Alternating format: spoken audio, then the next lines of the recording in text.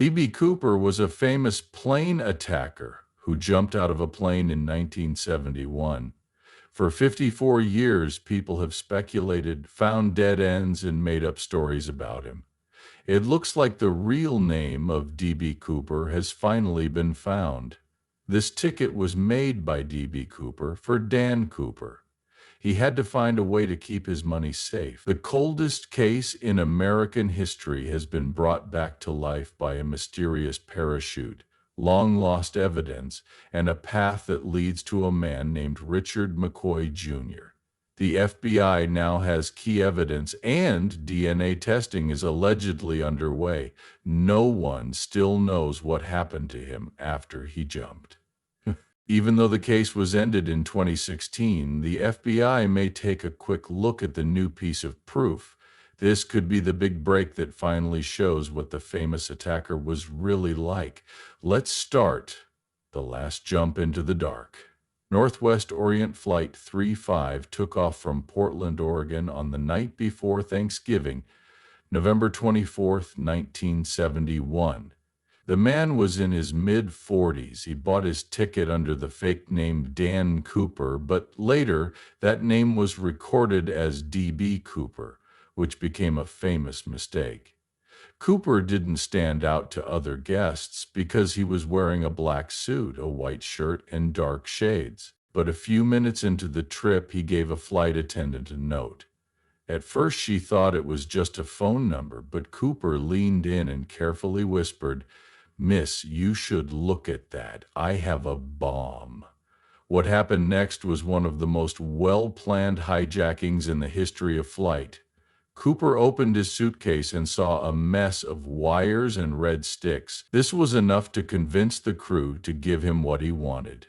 $200,000, 0 cents in cash, 4 parachute sets, and a plane that was refueled and ready to go to Mexico City. The passengers were freed when the plane got to Seattle and the cash was sent. Cooper told the rest of the crew to fly south at low altitude and slow speed with the back stairs dropped, which is a feature that only the Boeing 727 has.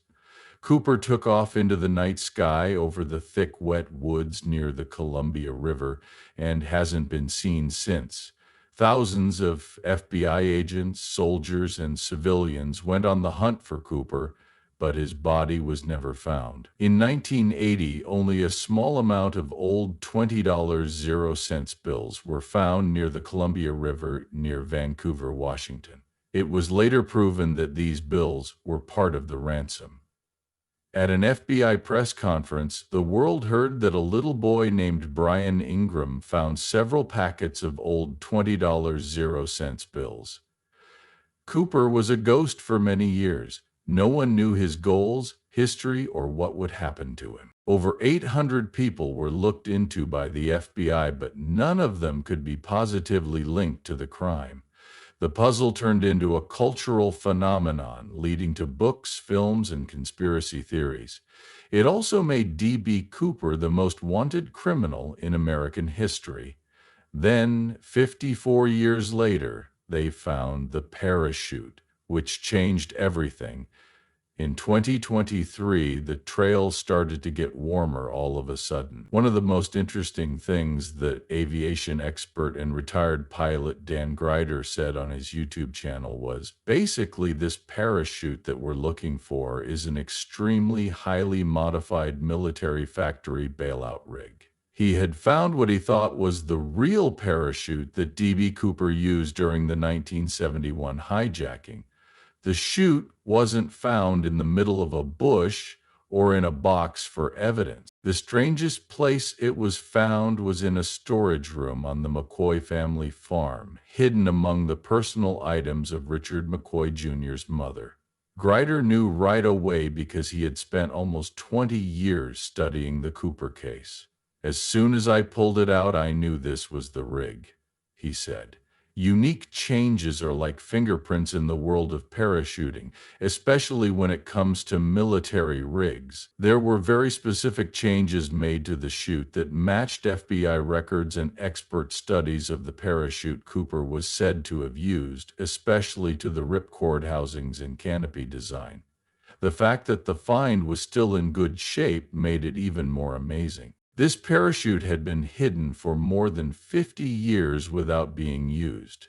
Grider said it was kept with other very personal things, like McCoy's parachute logbook and military souvenirs. This suggests that it was kept on purpose, maybe out of sentimentality by someone who knew how important it was. Even though the FBI officially closed the Cooper case in 2016 because of a lack of progress, they were quickly drawn to Grider's tape. According to him, the FBI called him without being asked and asked to look at the proof at his convenience. They said point blank they knew what they were looking for, he said. The parachute was taken into government control after it was looked at.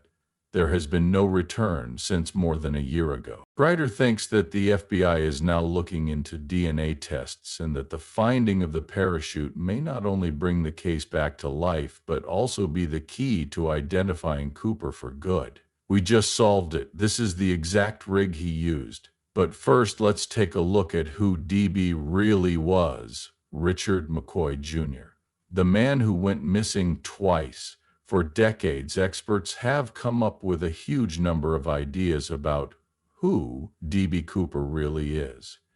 Richard Floyd McCoy Jr., a renowned Vietnam warrior and former police officer, was one of the most convincing, but his case was thrown out for a long time because there wasn't enough proof. McCoy's name had been tied to Cooper for years because, on April 7, 1972, he pulled off a robbery that was very similar to the one Cooper did. McCoy got on United Airlines Flight 855 with a fake hand bomb and gun while using a fake name. He asked for $500, 0 cents in 4 parachute jumps, and then jumped out of the plane over Utah while it was in the air. He was later caught, found guilty, and given a 45-year jail term. Cooper's fate was also hard to figure out, but 2 years later, McCoy got out of jail using a fake gun made from toothpaste. His freedom didn't last long, though. Later that year, he was killed in Virginia in a shootout with FBI. You couldn't miss how much the two hijackings were alike, right down to the type of plane and the flight plan. However, the police claimed that they were two different people. This was mostly because McCoy had an alibi for the 1971 hijacking and there was no solid proof linking him to the Cooper case. Recent finds by Grider, like the parachute and a well-kept logbook written in McCoy's handwriting, are making detectives and amateur sleuths rethink everything. The logbook, which was found with McCoy's mother's things, records 8 private freefall practice jumps that stopped all of a sudden just before November 1971. This suggests that the jumpers were training on purpose for a secret mission. McCoy was a very good helicopter driver and jumper. He did 39 Army static line jumps.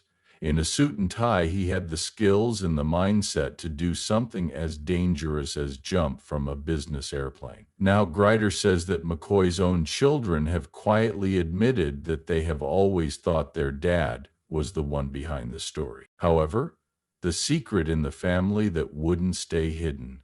The most scary thing about this story is not the secret of the jump or the lost ransom. It's in the quiet of a family that lived for decades with a secret behind their backs. Dan Grider says that he tried to get in touch with McCoy's children for years, but they would not talk. Following the deaths of their mother, Karen McCoy, and grandma, they slowly began to talk to each other. It turned out that Karen wasn't just McCoy's wife. She was also reportedly his secret partner in both hijackings. Grider says she helped plan the details, got the goods, and then kept up the lie. She was never charged because there wasn't enough proof and officials didn't want to go after her. Grider says that her kids were told from a very young age not to talk about what their parents had done. Their whole lives were formed by that silence, that weight that they couldn't see. Even though both women are no longer alive, the McCoy children are still hard to find and won't talk to reporters. But they allegedly told Grider that the family's worst secret had been bothering them since they were kids. One child is said to have said it felt like being locked up without walls because they knew they had information that could change history, but were afraid of what it would mean for their mother if it got out. Grider wasn't just found guilty because of the parachute and the record. The weight of a family secret that had been kept hidden for decades was now being revealed. It wasn't just the artifacts or the hidden parachute that proved it. It was the eyes and words of those grown children who grew up in the shadow of America's biggest riddle. The Skyjacker story is no longer just about mystery and flying. If their father was it's now a story about silence, guilt, and the price of myth. That being said, what were the police going to do to find him if everything was so secret? The FBI kept quiet about the DNA search at Quantico. For years, the FBI was both in charge of the D.B. Cooper case and skeptical of it. They looked into thousands of leads, questioned suspects in different states, and conducted one of the largest manhunts in U.S. history. In 2016, they sent a mysterious message to end the investigation. That line in their official statement hung in the air like a dare. The FBI has redirected resources, but should specific physical evidence emerge, especially related to the parachutes or ransom money, we urge individuals to come forward. Then Dan Grider showed up. He never called, but he got their attention anyway. The FBI got in touch with him just days after he released his thorough videos of the parachute and logbook. Grider couldn't believe how fast and quietly they moved. "They told me straight up, we know exactly what we're looking for," he stated. The FBI agreed to look at the parachute under Grider's terms and said they would send it back in 7 days if it didn't meet their standards. It's been over a year since then. Grider thinks that the FBI is trying to find a clear DNA link between Richard McCoy Jr. and the things that the bomber left behind in 1971, such as a clip-on tie that was found in the Northwest Orient Flight 305 cabin. When it was looked at in the early 2000s, that tie had DNA on it, though it was broken down and only partially present. Now, the most important thing is to see if DNA from McCoy's children could genetically triple-check a match.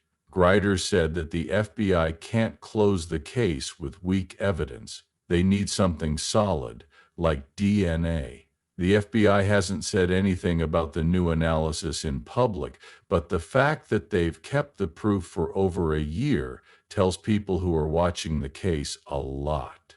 There's a difference. There may be the final answer in a lab freezer in Quantico after 50 years of ideas. A parachute in your grandmother's closet.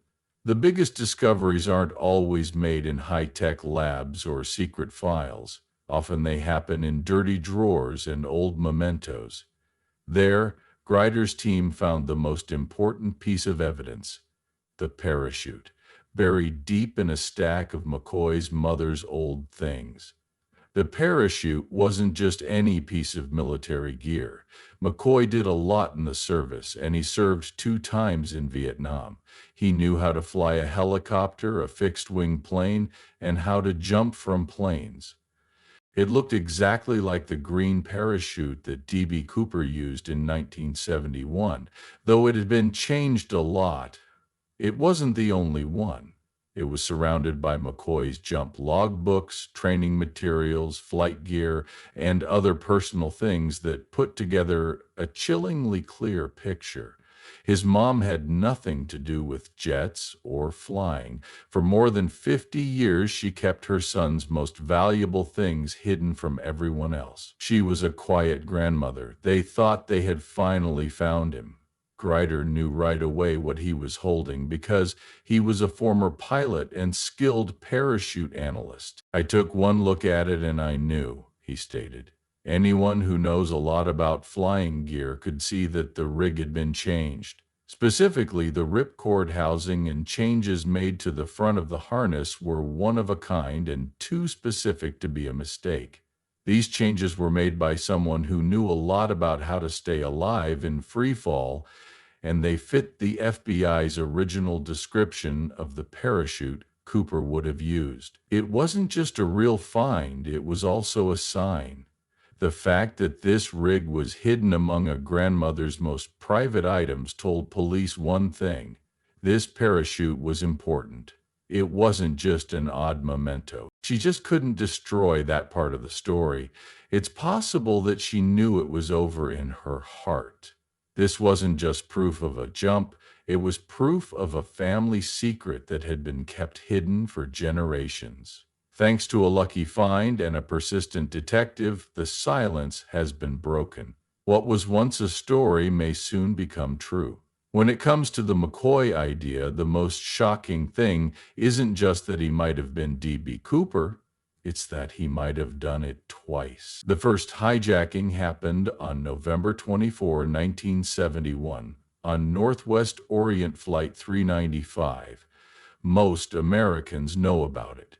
A cool man in a dark suit made a demand for $200, 0 cents in ransom, and 4 parachutes. He then disappeared from the back stairs in the middle of the flight into the stormy night. That's it for now. It looked like that, but people who looked more closely could not miss the connections. Both attackers had been in the military, knew a lot about planes and parachutes, and had steel guts. Both were carrying briefcases that were said to have bombs in them. Both disappeared down the same back staircase of the same kind of plane. It seems too handy to be a chance that McCoy's wife, Karen McCoy, was linked to helping her husband with the hijacking in 1972. This makes it more likely that she planned or helped cover up the operation in 1971 as well. What makes McCoy want to do it again? Some people think it was pride. It's been said by some that the first heist wasn't as good as we thought. Cobb, if he were McCoy, might have lost the money or most of it in the jump. He might have needed a second score to make sure his career was safe. Or maybe he wanted to show that lightning could strike twice, even when the FBI was watching. No matter what, the second hijacking might have been a deadly mistake that let his name slip and ended his crime spree violently. The man behind the myth. D.B. Cooper has always been thought of more as a story than a real person. He was a cool and shady anti-hero, a gentleman criminal who stole a lot of money and then disappeared without a trace. People wrote songs about him. It was full of conspiracies. In the Pacific Northwest, Cooper-themed parties are still held every year. Treasure hunters meet near the Columbia River to try to find signs of the missing payment. The story gets trickier, though, if Richard Floyd McCoy Jr. is really the person behind the title. McCoy served in Vietnam and was an accomplished helicopter pilot who won the Purple Heart. He was also a devoted Mormon and had 2 children. But behind that decent exterior was a man who could lie and take risks at an incredible level. If McCoy really was Cooper, then the theft wasn't just a random act of defiance. It was planned and practiced by someone who knew how to avoid police and probably had military-level planning behind them. The thought that McCoy might be able to pull off the most famous theft in USS. He seems to forget about past and go back to his life in Utah as if nothing had happened. But everything Grader has found points to that very possibility. His logbook, which is now in the hands of the FBI, shows a strange break in parachuting activity after 8 careful practice jumps before November 1971. The log picks up again right before the April 1972 heist. This is not a mistake, it's a flying plan. Why didn't the FBI notice it sooner? They really did. Richard McCoy was one of their first suspects, but the FBI didn't believe him because he had a good excuse for what happened over Thanksgiving weekend in 1971. It was said that he was in Utah with his family. But as Grader points out, there is no solid proof that he was there during the kidnapping. Over the years, McCoy's children and wife have kept quiet. It now looks like their silence wasn't because they were innocent, but to keep a secret from the police that could have put many family members in jail. The new information doesn't just call into question the Cooper myth, it completely changes it. He was the most romanticized criminal in modern American history, if Cooper was McCoy. He was a truly troubled war hero who risked everything twice and almost got away with it. But what did people think when they heard this theory? When Dan Greider posted videos on YouTube showing the found parachute and how it was linked to Richard Floyd McCoy Jr., the whole world took notice. Which brings me to the search for D.B. Cooper's real name. The internet didn't just respond, it blew up. They had found him at last. True crime fans, longtime detectives, and news sites all over the world jumped at the chance that the 54-year-old riddle had finally been solved. People on Reddit were speculating. YouTube algorithms made the videos trend, and news outlets like The Guardian and The Independent wrote stories asking, was it really McCoy all along? People had grown used to the idea of D.B. Cooper as a mysterious Robin Hood-like figure. Many people found it strange that Cooper, a family man with a military record, was responsible for not one but two hijackings that were very similar. It was like watching an artist reveal the secret behind the trick. But the weight of the proof that was being found could not be argued with. The recovered parachute, McCoy's practice logbook, and now the exciting chance of a DNA match.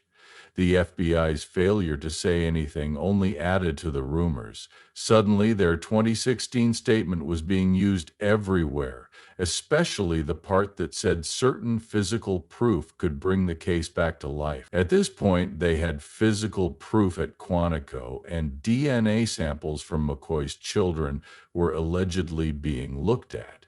This made the public more angry.